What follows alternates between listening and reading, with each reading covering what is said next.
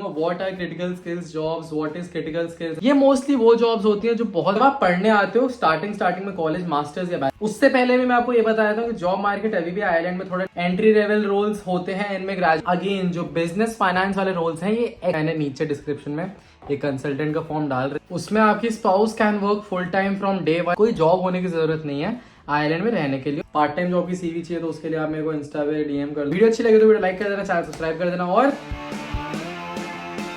Hey guys, welcome back to my YouTube channel. आज है 8 जुलाई और आज की वीडियो में बात करूंगा what are critical skills jobs, what is critical skills employment permit, ये कैसे मिलता है, मिलने के बाद आपको पीआर कैसे मिलती है, कौन कौन से बेस्ट कोर्सेज रहते हैं कि आपको सबसे जल्दी सीएससीपी मिल जाए, क्रिटिकल स्किल्स जॉब मिल जाए। तो मैं इस वीडियो में उसी के बारे में बात करूंगा, ठीक है।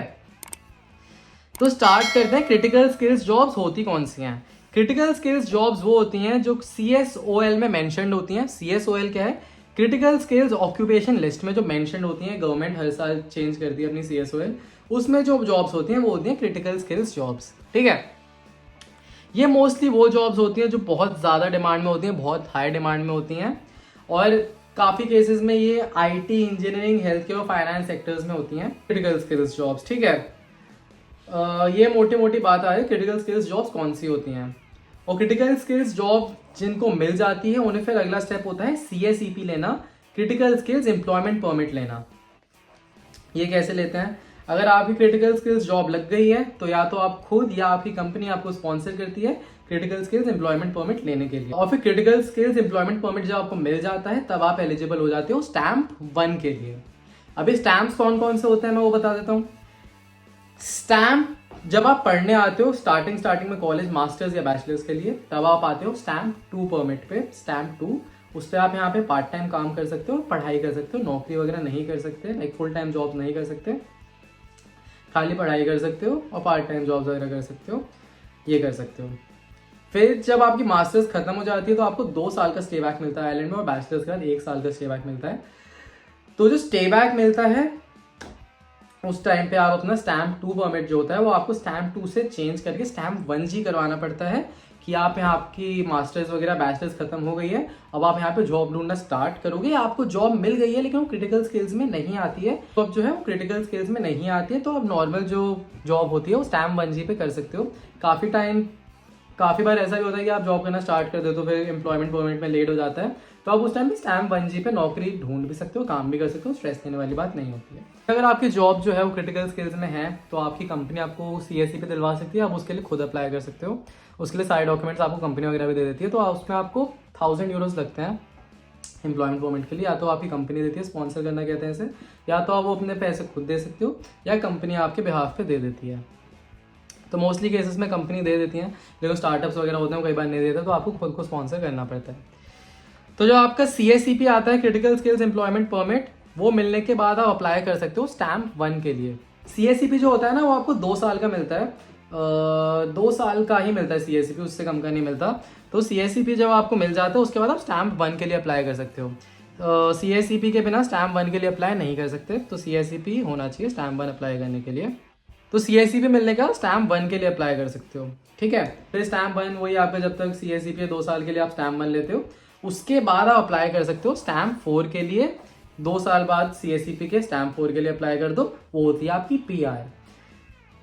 अब इस पे मैं बाद में आऊँगा कि स्टैम्प 4 वगैरह क्या होता है। पहले मैं आपको फटाफट से आपको CSEP के लिए कौन कौन से कोर्सेज हैं आइलैंड में जो आप कर सकते हो वो बता देता हूँ। उससे पहले भी मैं आपको ये बताया था कि जॉब मार्केट अभी भी आयरलैंड में थोड़ा टाइट है, जॉब लगना मुश्किल है लोगों की, इतनी आसानी से नहीं लगती है, बहुत ज़्यादा मेहनत करनी पड़ती है। तो आते ही ये तो मत सोचना कि आराम से जॉब लग जाएगी, जॉब्स हैं लेकिन बहुत मुश्किल लगना, काफ़ी लोगों की नहीं भी लगती है और लग भी जाती है। प्योर लक पे डिपेंड करता है और आपकी मेहनत पे डिपेंड करता है, तो ये मत सोचना कि जॉब्स हैं। मैं हर किसी से ये कहता हूँ जॉब मार्केट रफ है आयरलैंड का, इतना अच्छा नहीं है। तो जो आसान है जहाँ पे मिलना CSEP, मैं आपको वो सारे कोर्सेज बता देता हूँ। जॉब लगेगी नहीं लगेगी ये बिल्कुल पक्का नहीं है इसमें भी। पहला जो सबसे पहले CSEP में आता है वो है, पहला जो CSEP में सबसे पहले आता है वो है computer science and IT। Entry level roles होते हैं, इनमें ग्रेजुएट रोल्स वगैरह बहुत होते हैं कंप्यूटर साइंस IT वगैरह के। उसमें AI आता है, data analytics, ML, cloud, cyber security, ये सब आ जाते हैं। ये सारी जॉब्स आपकी CSEP में आ जाती हैं।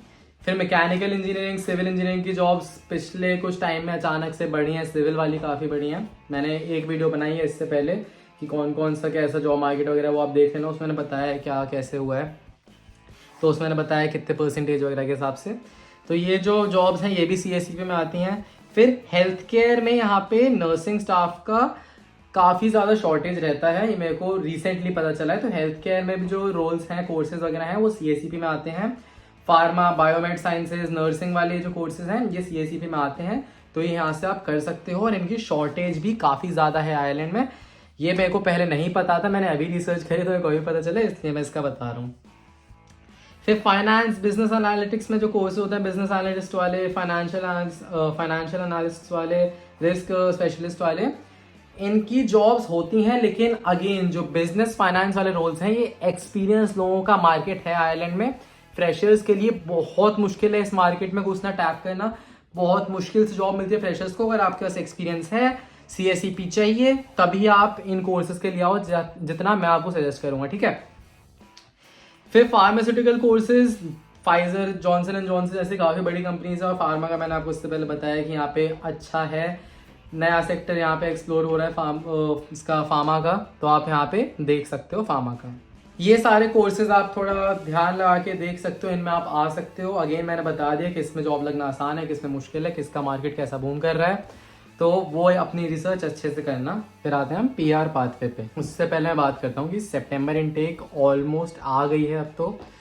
अब आपके एप्लीकेशन डालना सितंबर इनटेक के लिए बहुत ज़्यादा मुश्किल है। फिर भी मैंने नीचे डिस्क्रिप्शन में एक कंसल्टेंट का फॉर्म डाल रखा है, जाओ अपनी रिसर्च 1 दिन के अंदर, 2 दिन के अंदर मैक्स इतनी कर सकते हो करो। मेरी पुरानी वीडियोस देखो, मेरी सारी वीडियोस देखो, यूट्यूब अच्छे से सर्च मारो, नेट सर्च मारो, और कोई कोर्स कॉलेज वगैरह पसंद आ रहा है तो फटाफट से कंसल्टेशन पे जाओ, अपना कंसल्टेंट से बात करो, वो आपको बताएंगे कि ये कोर्स खाली है नहीं है, या फिर उससे मिलता जुलता सबसे ज़्यादा क्लोज जो भी कोर्स खाली होएगा वो बताएंगे कि ये वाला कोर्स खाली है, आप ये वाला कोर्स कर सकते हो, इसमें आपका हो जाएगा। लेकिन आपको ये 2-3 दिन के अंदर ही करना पड़ेगा सब कुछ फाइनल।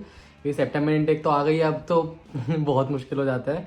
वरना आप जनवरी इनटेक के लिए कॉलेज देख सकते हो, कौन कौन से कॉलेजेस हैं यहाँ पे, कौन कौन से खुले हैं, किस में आपके पसंद का कोर्स मिल रहा है, तो वो भी आप कंसल्टेंट से बात कर सकते हो कि सितंबर नहीं तो जनवरी इनटेक या अगले साल का सितंबर इनटेक, उसकी आप देख सकते हो कि आपके पसंद का कॉलेज आपको मिल रहा है नहीं मिल रहा है, पसंद का कॉलेज में कोर्स है कि नहीं है, वो सब आप देख सकते हो। लेकिन लिंक डिस्क्रिप्शन में है।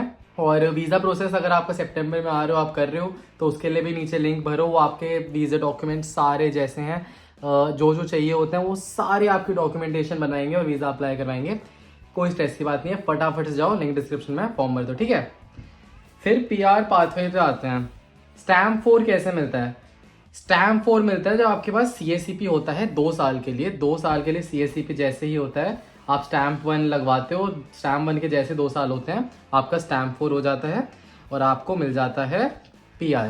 Stamp 4 is equal to PR। उसमें आपकी spouse can work full time from day 1, आपका स्टैम्प 4 लगते हो काम कर सकते हैं। No job offer needed for renewal after stamp 4। Stamp 4 पे आप बिजनेस कर सकते हो, अपना खुद का बिजनेस कर सकते हो आयरलैंड में, और आपको कोई जॉब होने की जरूरत नहीं है आयरलैंड में रहने के लिए और रिन्यूअल करने के लिए। स्टैम्प 4 जो आपका हो जाता है, और उसके भी 3 साल बाद 2 साल आपको पहले हो, टोटल 5 साल जितने आप आयरलैंड में रहे हो, उसके बाद आप सिटीजनशिप के लिए अप्लाई कर सकते हो, ठीक है। तो ये one of the fastest and most transparent PR routes है यूरोप में, आयरलैंड का।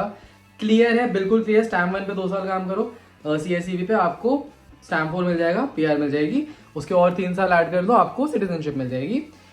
बिल्कुल क्रिस्प क्लियर है। उसके बेनिफिट्स पे आ जाते हैं, PR के क्या क्या बेनिफिट्स हैं। आप वर्क विदाउट रिस्ट्रिक्शंस, कोई रिस्ट्रिक्शन नहीं होता, आप आराम से काम कर सकते हो। फैमिली लेके आओ, किड्स की फ्री प्राइमरी और सेकेंडरी एजुकेशन हो जाएगी, फैमिली ला सकते हो आराम से, स्टैम्प 4 पे कोई दिक्कत नहीं है। स्टेट फंडेड हेल्थ केयर के लिए आप एलिजिबल होते हो, और मेंबर्स वगैरह जो आपके होते हो ना, इजीली आराम से स्पॉन्सर कर सकते हो स्टैम्प 4 पे, ठीक है। ये आपके आराम से बेनिफिट स्टैम्प 4 पे अच्छे खासे हो जाते हैं।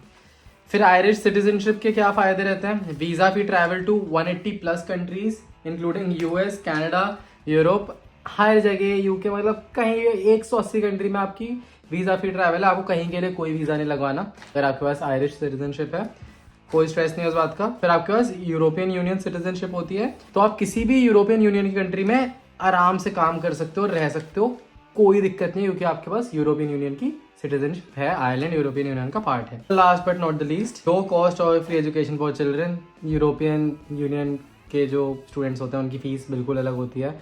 मेरी 27,000 थी, तो यूरोपियन यूनियन वालों की 3,800 के आसपास, 4,000 के आसपास थी। तो इतना मेजर गैप होता है ऑलमोस्ट हर कॉलेज में, ठीक है। तो मैंने आपको फास्टेस्ट रूट बता दिया है, कोर्सेज बता दिए जिससे CSCP मिलता है, फ़ायदे बता दिए हैं, तो ऑलमोस्ट सारी चीज़ें बता दिया। बाकी कोई भी डाउट हो तो आप मेरे से पूछ सकते हो नीचे कमेंट सेक्शन studentinland.com, studentinland से कहीं भी पूछ सकते हो मेरे से। और कंसल्टेशन, आपको कोई भी हेल्प चाहिए इसमें, CSCP क्या होता है, कैसे होता है, कंसल्टेंट की लिंक डाल रखी है मैं डिस्क्रिप्शन पे, जाओ फॉर्म भरो, सामने से कॉन्टैक्ट करेंगे आपको कुछ नहीं करना, कॉलेज फाइनल करो, वीज़ा फाइनल करो, हर चीज़ में आपकी हेल्प करेंगे, लोन लेने, मतलब हर चीज़ में आपकी A to Z सारी हेल्प करेंगे। और यही है वीडियो में। बाकी अलग से आपको कोई भी डाउट हो तो नीचे कमेंट सेक्शन studentinland.com, studentinland से कहीं भी पूछ सकते हो। पार्ट टाइम जॉब की CV चाहिए तो उसके लिए आप मेरे को इंस्टा पे DM कर दो, मैं वहाँ पे आपको CV भेज दूंगा। और फुल टाइम मतलब CV का टेम्पलेट भेज दूंगा मैं, जहाँ पे वाइडली चलता है। कोई भी डाउट है studentinland के इंस्टा पे मैं सबसे जल्दी रिप्लाई करता हूँ, वहाँ मेरे को भेज सकते हो, ठीक है। चलो, वीडियो अच्छी लगी तो वीडियो लाइक कर देना, चैनल सब्सक्राइब कर देना, और मिलता है अगली वीडियो में। बाय।